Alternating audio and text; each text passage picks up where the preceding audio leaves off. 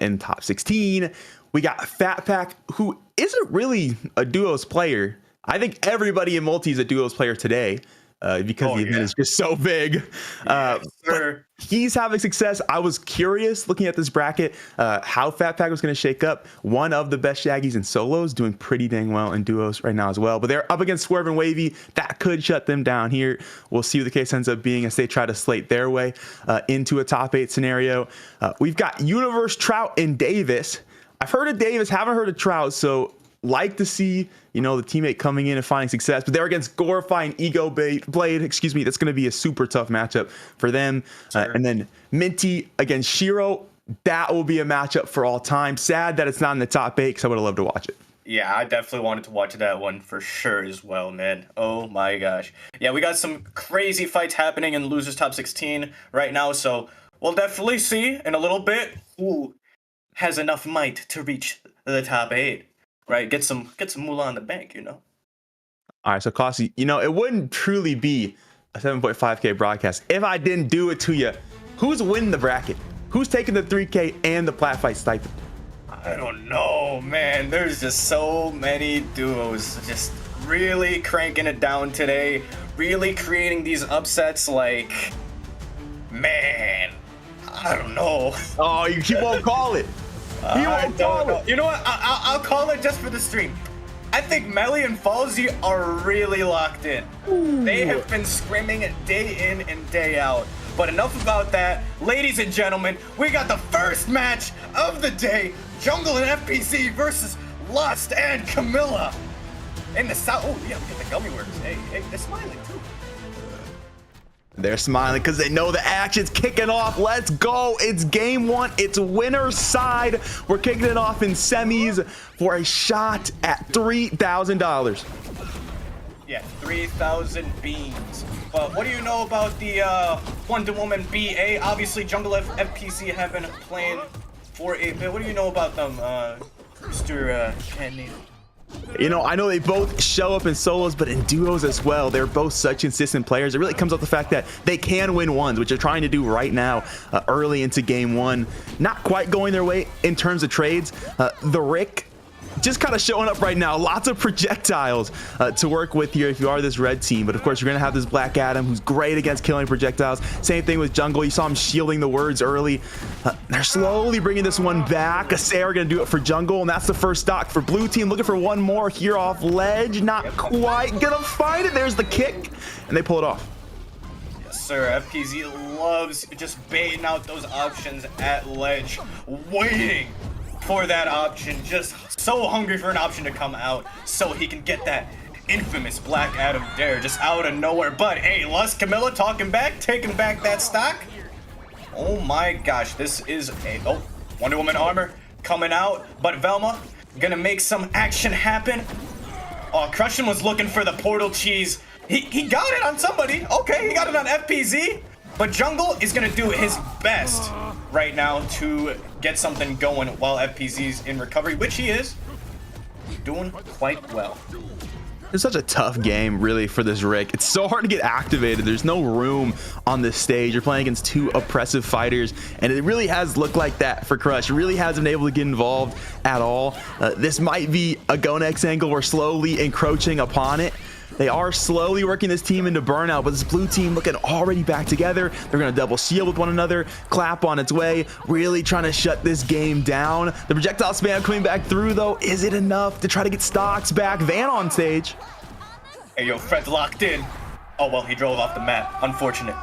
Locked in and locked out. Yeah, locked in, locked out. Heat-seeking minecart coming in another day.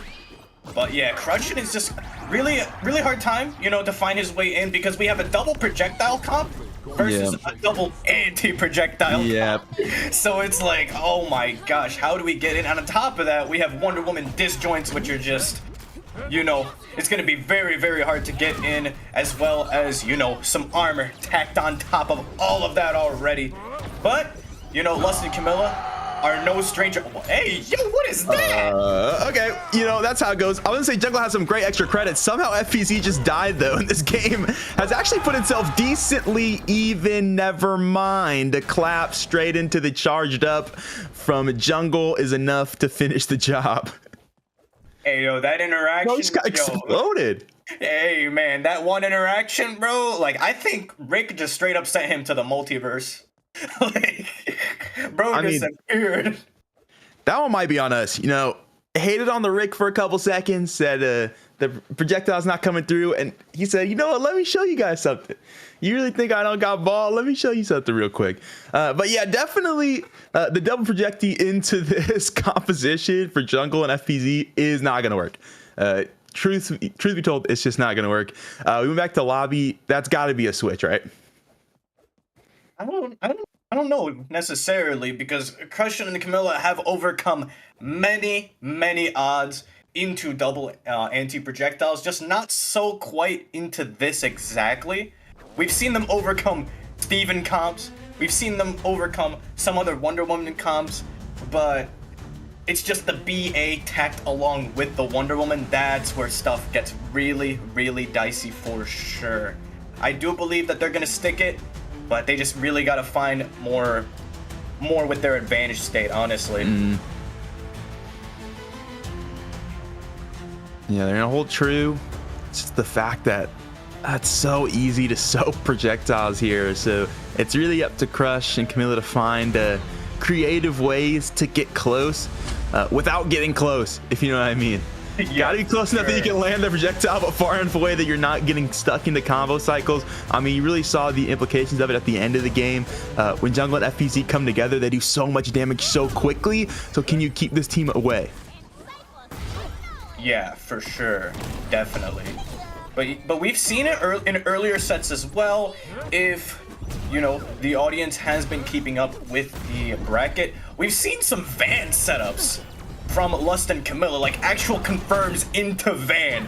So I wonder if those will actually be a thing into this matchup especially, or if that's even kind of like on the table, even against this comp. That would be very interesting to see. That would take, you know, steal some stocks early. That would open up a lot of, you know, a lot of opportunities. Oh, that's a rough one, man. Yeah, that's rough, man. Yeah, just a lot of pressure there off stage from jungle, and Crush just couldn't quite hold on to it. Not too far out of this just yet, though. It's FPZ's percentage we're really looking at here. Has a chance to keep an extra stock for the team, and jungle's doing a good job of frontlining to try to make that one possible. That portal not gonna really have any connection there either. They're doing a good job, to your point, of collecting clues here, so the ability to set Van in the first place, but not gonna matter much if the stock gets reset, which it almost has. Oh yeah, for sure. Camila's really got to lock in on this stock, and we definitely need more percentage on FPZ, as well as a possible knockout on jungle if we want to see a comeback from Crushing and Camila. But right now it's just looking so reversal rough. Oh yeah, great reversal. Yeah, that right, not being true anymore is so helpful. It really gives you a chance to do things like that used to just be permanent, like, oh, you're off stage, sorry dog, you're dead. But Crush does a really good job of dodging through and bringing that back to a dare, so that puts them in a decent position. You really need this FPZ stock though. Yeah, FPZ needs to go down, and jungle is gonna do his best to play Sword and Shield right now. For all of you that don't know what Sword and Shield is, jungle is a master at keeping his teammates safe, as well as putting out that damage and putting out that sword, like he's doing right now. Getting that Sarah, but it gets stuffed out by that Rick jab. We might see it confirm, although BA coming in hot, trying to find some space so that way jungle can keep alive for just a little bit longer, as well as Camila trying to keep her stock going as well. All of it is onto the stock tanks right now to really just stay alive. The Van back, jungle looked for the Sarah, couldn't find it. That's a stock that's going to be gone, and FPZ just getting comboed right now, stuck on the far right side of stage. They're going to get back together now. Will it be enough? They've got two very high percentage players. FPZ still alive as well, getting extra credit. This is looking great for the blue team. Oh yeah, this is looking really good for the blue team, although Camila has shown to be a crazy stock tank, especially off stage. But of course, jungle and FPZ have that off stage pressure, like in that scenario, the dare just hitting right through that light bulb, not a care in the world. Really nice play by jungle to end the game. We've got to see something from Lust and Camila in this game 3 situation. Already in their winner side's kind of block right here. What do you think makes the difference there? I mean, I feel like we really looked at a slight red team lean, if not a pretty even first 4 stocks all in all. And then the back half of the game, it feels like blue team cleanup. What do you think the shift is, Costi? Just gotta really lock in on the stock tanking, as well as again, it's that advantage state, making the most out of your advantage state. And that is like the pivotal difference right now in this set. Jungle and FPZ are just making the most out of surviving, as well as making the most out of their advantage state, resetting neutral when they really need to, rather than, you know, oh, we're in advantage state, but let's just reset neutral. Resetting neutral should only be a thing if something's going wrong. And obviously something is not going wrong very often. They keep pushing that advantage, keep taking that pressure on the stage. Beating combo very early. I like the hold of the shield pop too, to allow for that first initial tilt. It is going right back to 1v1s. I think this is a great place for blue team to be. They win them pretty confidently. It was that one reversal. Crush looked for it again, didn't quite find it, and immediately you see the red team. We don't want none of that. We don't want the smoke 1v1. We're gonna instantly jump back together. They do a really good job of bringing this game back to neutral and stopping what could have been very early percentage taken away. Oh yeah, really good dodge by Camila, and a wake up flashlight, catching the jabs, throwing some words. Crushing on the other side, doing well for himself. See, resetting neutral. You just gotta really just start disrespecting stuff. Really take the map when stuff is going your way. When stuff is going your way, you really gotta play with the cards you're dealt, that you dealt with yourself. That's the difference maker. Nice. And oh, hey, that's a difference maker too. Just reverse. Really good play by Crushing. A really good job of reading Jungle, but Jungle is gonna answer back for 2. The up air and the Sarah to combo right afterwards will take both red stocks away. So they'll sit on gray health for a moment here. FPZ still alive. How much extra credit can the BA find? Quite a bit. BA flying all day. Hey, never mind. Yeah, you're saying? Yeah, commentator's curse. Commentator's curse. Happens every time. Happens every time. So yeah, this is just an even Steven game. But we definitely need some percent on the BA, because right now it looks like Crush and stuff might be holding stock instead of Camila. So definitely a reversal of situations. Oh, nice portal. Attempted the portal cheese, but it didn't go the way he planned. A lot happening. Oh my gosh. Yeah, I think that portal cheese actually just killed him. Oh my gosh. That is tough. Now they're looking at what is a last stock scenario. The Velma to hold on to it. Jungle is a rain dog. That's huge for them right now. Can't quite find the dare though. Finally, okay. Jungle stock gone. FPZ 60%, but Camila 92 and in burnout. Nah, the portal save is crazy. Camila is gonna play ledge and off stage especially. She is just so good at that, but Crushin has to find his way in. He's got to find a way to end this game before they find a spot to hit Camila, which they do. Fast forward read with the jungle Sarah coming in hot to end the very first set of the day convincingly. Wow, yeah, in a 3-0 fashion. That was just, ooh.